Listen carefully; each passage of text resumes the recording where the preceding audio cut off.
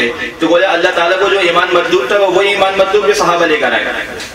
تو اللہ نے کہا کہ وَإِذَا قِيلَ لَهُمْ آمِنُوا كَمَا آمَنَ النَّاسُ, تو مکہ کے مشرکوں نے کہا قَالُوا أَنُؤْمِنُ كَمَا آمَنَ السُّفَهَاءُ, وہ کہنے کہ ہم ایمان لے کر آئے جیسے کہ بیوقوف لوگ ایمان لے کر آئے. تو دیکھیے اللہ تعالیٰ نے کس طرح ان کو ڈیفینڈ کرا صحابہ کو کہ أَلَا إِنَّهُمْ هُمُ السُّفَهَاءُ, کہ بے شک آگاہ رہو کہ یہی لوگ جو کہ صحابہ کو بیوقوف کہہ رہے ہیں یہ خود بیوقوف ہیں. وَلَكِنْ لَا يَشْعُرُونَ, لیکن ان کو اس بات کا شعور بھی نہیں ہے. ایک جانور کو بھی اپنے اچھے برے کا شعور ہوتا ہے, لیکن جو جانور سے بدتر اس کو اس کا بھی شعور نہیں ہے. تو جو صحابہ کرام کے اوپر انگلی اٹھا رہے ہیں گویا کہ اللہ تعالیٰ نے ان کو بھی بیوقوف کہا اور ان کا اسی زبان کے اندر جواب دیا. تو صحابہ کرام کا تحفظ یہ ہر مسلمان کی ذمہ داری ہے. تو ہمیں اس بات کا احساس کرنا چاہیے اور عظمت صحابہ کا تحفظ کرنا چاہیے. وآخر دعوانا الحمدللہ. جزاک اللہ خیر مولانا محمد مبین صاحب. میں گزارش کروں گا حضرت محمد اقبال صاحب سے کہ وہ برائے مہربانی یہاں کے پاس تشریف لائیں اور خیالات کا اظہار فرمائیں. الحمدللہ وکفی وسلام علی عبادہ الذین اصطفی, اما بعد. وقال اللہ تبارک وتعالی کنتم خیر امۃ اخرجت للناس تأمرون بالمعروف وتنہون عن المنکر وتؤمنون باللہ. محترم معزز علماء کرام, محترم سامعین, پہلے ہی مولانا سہیل صاحب نے وقت کی پابندی لگا دی ہے. اب یہ سمندر ہے, اتنا علم میرے پاس نہیں کہ سمندر کو کوزے میں بند کر دوں. آخر 1,24,000 صحابہ کرام ہیں. اگر ایک ایک بات لی جاوے تو بھی نہ معلوم کتنا وقت درکار ہے. مگر پھر بھی مولانا سہیل صاحب کا بہت اصرار تھا کہ نہیں 5-10 منٹ کے لیے بھی آ جائیں. اس لیے سمجھو کہ سعادت حاصل کرنے کے لیے کھڑا ہو گیا.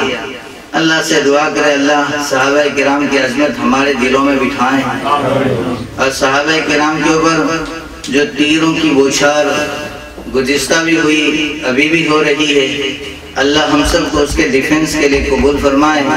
اور جان مال اور وقت کی اگر ضرورت پڑ جائے تو اس کے لیے ہم بغیر سوچ اور بچار کے اپنے جان مال اور وقت کو لگانے کی توفیق عطا فرمائے. بہت مختصر وقت ہیں, اس میں یہی کہوں گا کہ حضور اکرم صلی اللہ علیہ وسلم نے اپنے صحابہ کے بارے میں یوں فرمایا کہ میرے صحابہ کرام نے میرے ساتھ جو نماز پڑھی ہے اس ایک نماز کا مقابلہ پیچھے آنے والی ساری امت کی اجتماعی نماز بھی نہیں کر سکتی. میرے صحابہ نے میرے ساتھ جو روزہ رکھا پیچھے آنے والی امت کا اجتماعی روزہ اس کا مقابلہ نہیں کر سکتا. اس طرح حج ہے, زکوٰۃ ہے, اللہ کے راستے میں خرچ کرنے کے بارے میں نبی نے فرمایا کہ اگر میرے صحابہ نے اللہ کے راستے میں 1 صاع کھجور اگر صدقہ و خیرات کیا ہے اس کے ثواب کا مقابلہ پیچھے آنے والا اگر احد پہاڑ کے برابر سونا خرچ کرے تو نہیں کر سکتا. یہ صحابہ کی شان ہے. حضرت صحابہ کرام رضوان اللہ تعالی اجمعین کے بارے میں قرآن شاعر ہے محمد رسول اللہ والذین معه اشداء علی الکفار رحماء بینہم الی آخرہ, کہ مومنوں کے ساتھ رحم دل ہے اور کافروں کے ساتھ سخت ہے. کنتم خیر امت اخرجت للناس والی آیت شہادت اس بات کی دیتی ہے کہ اس امت میں سب سے بہترین طبقہ وہ ہے جو امر بالمعروف نہیں عن المنکر کرتا ہے. اور یہ کنتم خیر امت اخرجت للناس کے سب سے پہلے مخاطب صحابہ کرام کی جماعت ہے. والسابقون الاولون من المہاجرین والانصار والذین اتبعوهم باحسان رضی اللہ عنہم ورضوا عنہ. اللہ فرما رہا ہے کہ سابقون مہاجر اور انصار والذین آمنوا, وہ لوگ جو ایمان لائے سب سے پہلے یہ صحابہ کرام کی جماعت کے بارے میں اللہ فرما رہا ہے کہ رضی اللہ عنہ ورضوا عنہ, اللہ ان سے راضی وہ اللہ سے راضی. میں اور آپ کہہ سکتے ہیں کہ ہم اللہ سے راضی, لیکن دنیا کا صحابہ کرام کی جماعت کے سوا کوئی نہیں کہہ سکتا کہ اللہ اس سے راضی.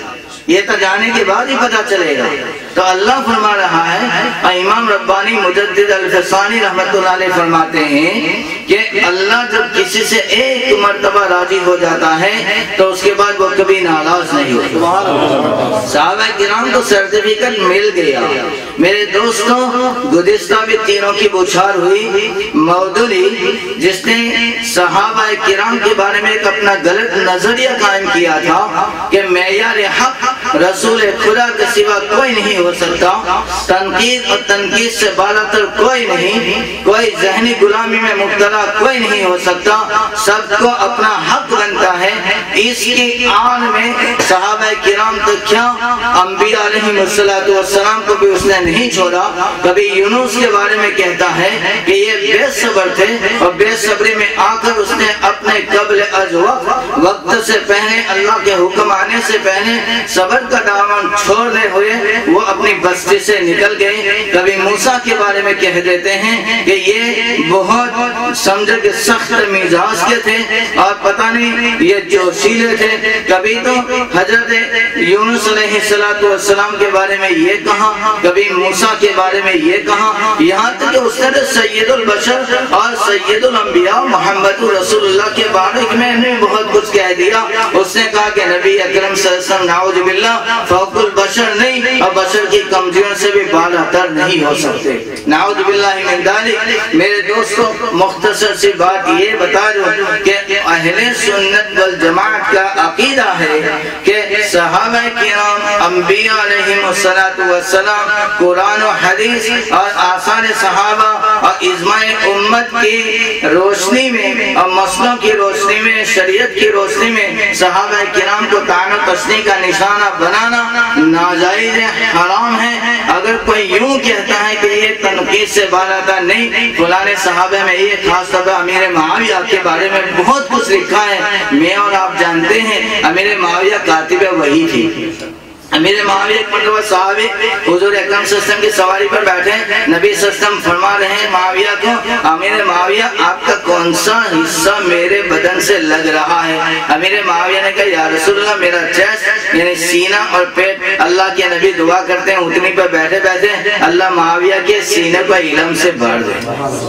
یہ امیر معاویہ ہے۔ امیر معاویہ کے بارے میں پہلے پیشگوئی دی تھی حضور اکرم صلی اللہ علیہ وسلم کہ سب سے پہلے میری امت میں ایک جماعت آئے گی جو بحری جہاد کے ذریعے سمندر کے راستے سے جہاد کرے گی، اور یہ امیر معاویہ نے سب سے پہلا سمندر کے راستے سے جہاد کر کے قبرص کو فتح کیا، اور اس کے بارے میں فرمایا کہ جو بحری جہاد کے ذریعے سے جنگ کرے گی اور فتح حاصل کرے گی وہ اس کے اوپر جنت واجب ہے۔ امیر معاویہ کے لئے جنت واجب ہے، تمام صحابہ کرام کے لئے جنت واجب ہے، اور جس نے بھی صحابہ کرام کی برائی کی، تنقید و تنقیص کا نشانہ بنایا، بلا خوف لومۃ لائم کے، چاہے مودودی ہو چاہے کوئی مودودی کا پیروکار ہو، وہ فاسق ہے، فاجر ہے، اور فاسق اور فاجر کی اگر غیبت بھی کی جائے، برائی کی جائے تو میرے دوستو یہ برائی نہیں، غیبت نہیں۔ آخر میں ایک بات بتا دوں، گزشتہ دنوں کئی سالوں پہلے میرے ساتھ یہ واقعہ ہوا تھا، عظمت صحابہ کے موضوع سے کچھ بات کر رہا تھا فلاشی گروہ کی مسجد میں، کسی مودودی کے پیروکار نے مجھے کہا کہ مودودی صاحب نے آپ کا کیا بگاڑا، اور پھر اس نے مجھے ایک حدیث سنائی اذکروا محاسن موتاکم، کہ میں مردوں کو اچھے ناموں سے یاد کیا کرو۔ میں نے کہا بہت اچھی بات ہے جناب، اذکروا محاسن موتاکم، یہ مجھے تو حدیث بتا رہا ہے، کبھی مودودی کو بتائی کہ جس وقت مودودی صاحب یہ صحابہ کرام پر کیچڑ اچھال رہے تھے کہ فلانا صحابی ایسا فلانا صحابی ایسا، تو ان کے سامنے یہ حدیث نہیں تھی، وہ تو مر چکے تھے سارے صحابہ، اللہ کو پیارے ہو گئے تھے، تو پہلے ان کو بتائیں پھر مجھے بتانے کے لیے آئے۔ تو میرے دوستو اللہ سے دعا کریں اللہ مجھے اور آپ کو صحابہ کی عظمت دلوں میں بٹھانے کی توفیق عطا فرمائے۔ وقت اتنا مختصر ہے، سمندر ہے، اب پتہ نہیں کیا کہوں کیا نہ کہوں، بغیر رب و یاسر کے انشراح باتیں منتشر باتیں آپ کے سامنے پیش کی، اللہ اس کو اپنی بارگاہ میں قبول فرمائے۔ وآخر دعوانا الحمدللہ رب العالمین۔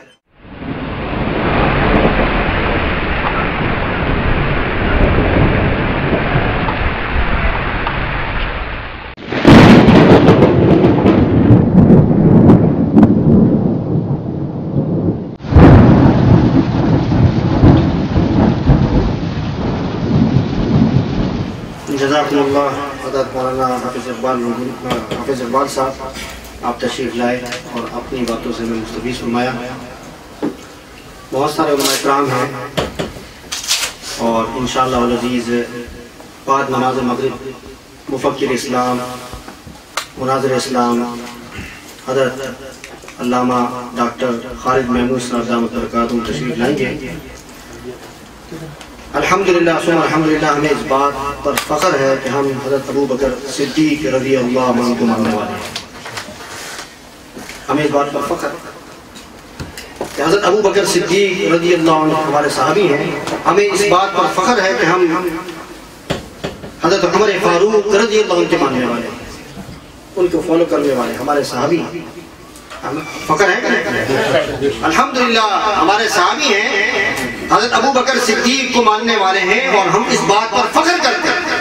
हम इस बात पर फ़ख्र करते हैं कि हम हज़रत उमर फारूक रज़ी अल्लाह अन्हु को मानने वाले हैं। हम इस बात पर फ़ख्र करते हैं और डंके की चोट पर बोलते हैं कि हम हज़रत उस्मान गनी के मानने वाले हैं। हमें इस बात पर फ़ख्र है, हमें यकीन है कि ये सहाबी हैं और सहाबी रसूल हैं और ये जन्नती हैं। हमें इस बात पर फ़ख्र है कि हम हज़रत अली रज़ी अल्लाह अन्हु के मानने वाले हैं, करमल्लाहु वजहहु के मानने वाले हैं। हमें इस बात पर फ़ख्र है कि हम अल्हम्दुलिल्लाह हज़रत अमीर माविया के मानने वाले हैं। हमें इस बात पर फ़ख्र है कि वो जन्नती है। फ़ख्र है कि अल्हम्दुलिल्लाह। बिला तवक्कुफ गाइडेंस के इमाम हज़रत मौलाना यूसुफ डंका साहब को मैं दावत खिताब देता हूँ 5 मिनट के लिए, चूँकि मगरिब का वक्त भी करीब है और उनके बाद हज़रत मौलाना मुफ्ती अब्दुल वहाब साहब का भी बयान है और उसके बाद फिर मगरिब की अज़ान होगी और उसके बाद इंशाअल्लाह नमाज होगी। हज़रत मौलाना यूसुफ डंका साहब। अल्हम्दुलिल्लाह वहदा वस्सलातु वस्सलामु अला मन ला नबिय्य बअदा व अला आलिहि वस्हबिहि व बारक वसल्लम तस्लीमन कसीरन कसीरा अम्मा बअद फअऊज़ु बिल्लाहि मिनश शैतानिर रजीम बिस्मिल्लाहिर रहमानिर रहीम फ़इन आमनु बिमिस्लि मा आमनतुम बिहि फ़क़द इhtadaw। बुज़ुर्गान मुहतरम भाइयों अज़ीज़ साथियों, कि यहूद और नसारा मुशरिकीन मक्का जब अल्लाह के रसूल सल्लल्लाहु अलैहि वसल्लम और सहाबाए किराम की दावत इन पर पहुंचे तो इस पर उन्होंने एतराज की कि आप किस बात की हमें दावत देते हैं, क्या अल्लाह के मानने के बारे में, आखिरत को मानने के बारे में? हम भी अल्लाह को मानते हैं, हम भी आखिरत को मानते हैं। तो उस पर अल्लाह रब्बुल इज्जत ने कुरान करीम की आयत करीमा नाज़िल फरमाई फ़इन आमनु बिमिस्लि मा आमनतुम बिही फ़क़द इhtadaw। तुम जैसे ईमान लाते हो वो ईमान है काबिल एतबार, सही नहीं हकीकत ईमान लाना हो तो उन मोहम्मद सल्लल्लाहु अलैहि वसल्लम और इनके असहाब जैसे ईमान ला, तब जाके अल्लाह के यहाँ काबिल कबूल है, एतबार है। इसलिए हकीकत में अल्लाह ताला को चाहे तो सिर्फ रसूलुल्लाह सल्लल्लाहु अलैहि वसल्लम जैसा ईमान काफी है, लेकिन अल्लाह ताला ने रसूलुल्लाह सल्लल्लाहु अलैहि वसल्लम और इनके असहाब जैसे ईमान लाने का हुक्म दिया गया। इससे क्या पता चला, क़यामत तक कोई भी शख्स ईमान का दावा देता है, सही मुसलमान होने का दावा देते हैं, तो उन पर हमें शक करने का, रगड़ने का तरीका क्या है? आया कि वो रसूलुल्लाह सल्लल्लाहु अलैहि वसल्लम को मानने के साथ इनके असहाब को भी हुज्जत मानते हैं कि नहीं? अगर कोई कहते हैं कि मैं रसूलुल्लाह सल्लल्लाहु अलैहि वसल्लम को मानता हूँ और खत्मे नबुव्वत को भी मानता हूँ, लेकिन रसूलुल्लाह सल्लल्लाहु अलैहि वसल्लम के असहाब के मुतालिक हुज्जत ना माने, इनकी बातों को एतबार ना करा दिया जाए, तो वो है अहले सुन्नत वल जमाअत से खारिज हो जाता है। इसलिए चाहे 20 रकात तरावी का मामला आ जाए, चाहे 3 तरह का मामला भी आ जाए, हमें सहाबाए किराम के मुत्तफिकाना फतवा है, इस पर हमें हुज्जत मानना हमारे लिए जरूरी है, वरना अहले सुन्नत और जमाअत से खारिज है। मेरे भाई दोस्तों, इसलिए हर जमाने में उन्हें अव्वल से लेकर चाहे मुअतज़िला का फितना हो, खारिजी का फितना हो, शिया का फितना हो, जितने भी फिरके आए हैं, मुनकरीन हदीस हो, ये तमाम के तमाम को जाके आप चेक करें, इनके हक़ाइक़ को, इनकी बुनियादी वजूहात, गुमराही का सबब फाउंडेशन असहाब रसूल सल्लल्लाहु अलैहि वसल्लम को हुज्जत ना मानने पर। इसलिए इमाम माहिरी रहमहुल्लाह, सूफी अस्ताउदी रहमहुल्लाह, इसके मुताबिक हाफिज़ इब्न हजर अस्क़लानी ने 6 नंबर 6 फतहुल बारी में लिखा है, हम अहले सुन्नत और जमाअत का फाउंडेशन उसूल है, इस उसूल को याद कर लें तो कोई कभी गुमराही नहीं होगा। वो कौन सा उसूल है? یعنی جب بھی تمہارے سامنے کسی بھی عقائد کے معاملے کو ہو